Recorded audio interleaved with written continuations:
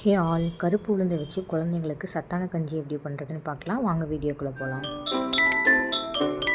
So அதுக்கு உங்களுக்கு எந்த அளவுக்கு தேவையோ அந்த அளவுக்கு நீங்கள் வந்து கருப்பு உளுந்து எடுத்துக்கோங்க. இதை வந்து நம்ம ட்ரை ரோஸ்ட் பண்ணி நம்ம பவுடராகவும் வந்து நீங்கள் வந்து ஸ்டோர் பண்ணி வச்சுக்கலாம். ஸோ வாங்க எப்படி பண்ணுறதுன்னு பார்த்துடலாம். ஸோ ஃபஸ்ட் வந்து நீங்கள் வந்து அடுப்பை ஆன் பண்ணிவிட்டு இந்த வந்து கருப்பு உளுந்தை வந்து நம்ம எந்த அளவுக்கு சிம்மில் வச்சு அந்த கலர் சேஞ்சு வர வரைக்கும் ப்ராப்பராக ரொம்ப அதிகமாகவும் பண்ணாமல் கரெக்டான பக்குவத்தில் பண்ணும்போது தான் உங்களுக்கு அந்த டேஸ்ட் வந்து கரெக்டாக கிடைக்கும். ஓகேவா? இதில் மெயினே இந்த நீங்கள் உளுந்தை ட்ரை ரோஸ்ட் பண்ணுறது தான் மெயினான பார்ட். ஓகேவா? இப்போ இதை வந்து நீங்கள் ப்ராப்பராக வந்து ட்ரை ரோஸ்ட் பண்ணணும். அதுக்கு நீங்கள் ஃப்ளேம் வந்து சிம்லேயே வச்சுக்கோங்க. இது வந்து கொஞ்சம் டைம் எடுக்கும் இந்த ட்ரை ரோஸ்ட் பண்ணுறதுக்கு. அதாவது கலர் வந்து சேஞ்ச் ஆகி உங்களுக்கு வந்து அந்த உளுந்தோட ஸ்மெல் வரும் ஃபஸ்ட்டு. அதுக்கப்புறம் கலர் வந்து கொஞ்சம் கொஞ்சமாக வந்து உங்களுக்கு சேஞ்ச் ஆகும். அந்த டைமில் வந்து நீங்கள் வந்து இதை ஆஃப் பண்ணணும். அது வரைக்கும் நீங்கள் வந்து சிம்லேயே வச்சு தான் இதை வந்து நீங்கள் ட்ரை ரோஸ்ட் பண்ணணும். ஓகேங்களா? இது கிட்டத்தட்ட பார்த்திங்கன்னா ஒரு 15 மினிட்ஸ்க்கு மேலே எனக்கு ஆச்சு. இப்போ பார்த்திங்களா உங்களுக்கு டிஃப்ரென்ஸ் தெரிஞ்சிருக்கும், கலர் வந்து சேஞ்ச் ஆகிருக்கிறது. ஓகேவா? இதே மாதிரி தான் இன்னும் கொஞ்சம் நம்ம வந்து ட்ரை ரோஸ்ட் பண்ணோம் அப்படின்னா இது வந்து இன்னும் கொஞ்சம் கலர் வந்து சேஞ்ச் ஆகும். ஓகேவா? அந்த மாதிரி நீங்கள் ப்ராப்பராக பக்குவம் பார்த்து நீங்கள் வந்து பண்ணிக்கோங்க.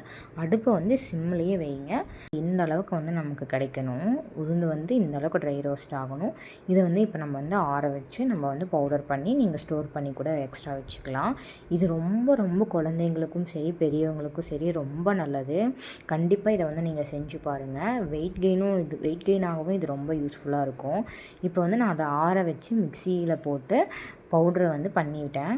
இதை வந்து நீங்கள் ஸ்டோர் பண்ணி நீங்கள் வந்து சேஃபாக வச்சுக்கோங்க ஒரு ஏர்டைட் கண்டெய்னரில்.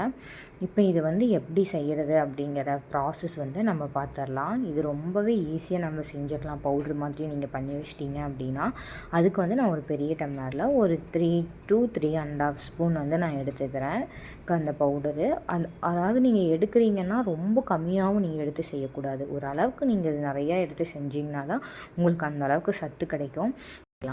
கட்டி இல்லாமல் கலக்கினா தான் நமக்கு வந்து சாப்பிட்றதுக்கும் நல்லாயிருக்கும். இப்போ வந்து நான் இன்னொரு பாத்திரத்தை வந்து அடுப்பில் வச்சுட்டு அதுக்கு வந்து இந்த ஒரு டம்ளர் காட்டினேன்ல அதில் வந்து ஒரு டம்ளர் தண்ணி வந்து நான் எடுத்திருக்கேன் ஒரு 3.5 ஸ்பூனுக்கு.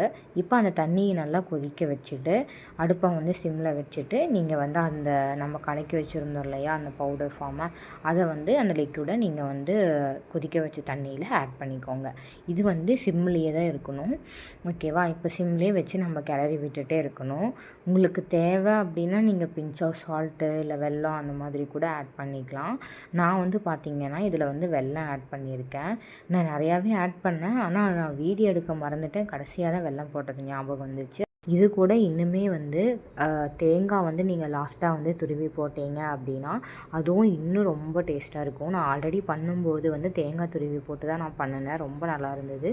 ஆனால் இப்போ தேங்காய் இல்லாதனால நான் அதை பண்ணல. நீங்கள் வந்து இதை கிளறும்போது சிம்லேயே வச்சு வந்து நீங்கள் செய்யுங்க. அப்போ தான் வந்து கரெக்டாக வரும். ஓகேங்களா? இப்போ நம்ம சிம்மில் வச்சு நல்லா மிக்ஸ் பண்ணிக்கிட்டே வந்தோம் அப்படின்னா இந்த மாதிரி நமக்கு பபிள்ஸாக வரும் மேலே. அப்படியே வந்துச்சுன்னா நமக்கு வந்து கஞ்சி வந்து ப்ராப்பராக ரெடி ஆயிடுச்சு அப்படின்னு சொல்லி அர்த்தம். பக்குவமும் பார்த்திங்கன்னா ஓரளவுக்கு இந்த மாதிரி ஒரு வந்து கெட்டியாக இருக்கிற மாதிரி இருக்கணும். அது மட்டும் பார்த்து கொஞ்சம் செக் பண்ணிக்கோங்க. பாப்பா சாப்பிட்றாங்களா இல்லையான்னு நம்ம டெஸ்ட் பண்ணி பார்த்துடலாம். அவங்களே ஸ்பூனில் எடுக்கிறாங்க. பாப்பா சாப்பிட்றாங்களா இல்லையா அப்படின்னு சொல்லிட்டு எனக்கு தான் வந்து ஊட்டி விடுவாங்க, அவங்க சாப்பிட மாட்டாங்க. இப்போ நான் ஊட்டி விடுறேன். ஓகே சாப்பிட்டுக்கிட்டாங்க.